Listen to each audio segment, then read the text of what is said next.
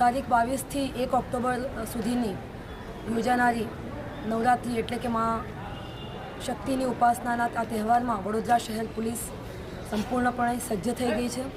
વડોદરા શહેર પોલીસની C teams, મહિલા પોલીસ સ્ટેશનની ટીમ્સ અને અલગ અલગ બ્રાન્ચોની ટીમ આજથી બંદોબસ્તમાં જોડાઈ જશે।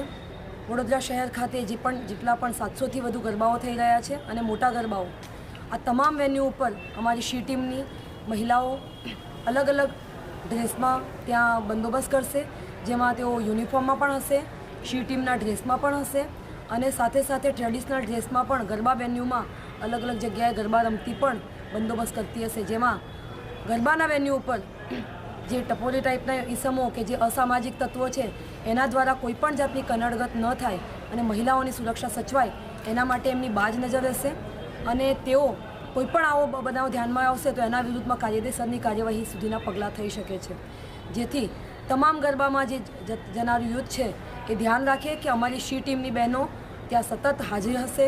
એ યુનિફોર્મમાં પણ હોઈ શકે, એ સી ટીમના ડ્રેસમાં પણ હોઈ શકે, કાં તો એ ટ્રેડિશનલમાં પણ હોઈ શકે। એમની અલગ અલગ ડ્યુટી અલગ અલગ વેન્યુ ઉપર ફાળવી દેવામાં આવી છે। એક દિવસ એ યુનિફોર્મમાં હશે તો બીજા દિવસે એ ટ્રેડિશનલ ડ્રેસમાં હશે, જેથી મહિલાઓની સુરક્ષા જે છે એ વડોદરા શહેર પોલીસ માટે ખૂબ જ ઇમ્પોર્ટન્ટ છે। સાથે મહિલાઓ, સિનિયર સિટીઝનો અને બાળકોની સુરક્ષાનું પણ ધ્યાનમાં લેવામાં આવે છે અને એમની પણ સુરક્ષાની જવાબદારી અમારા શિરે છે। તો આ ટાઈમે પેટ્રોલિંગની પણ વ્યવસ્થા કરવામાં આવી છે અને કોઈને પણ અમારી સી ટીમની મદદની જરૂરિયાત હોય તો તેઓ 112 પર ફોન કરીને અમારી મદદ મેળવી શકશે। Thank you.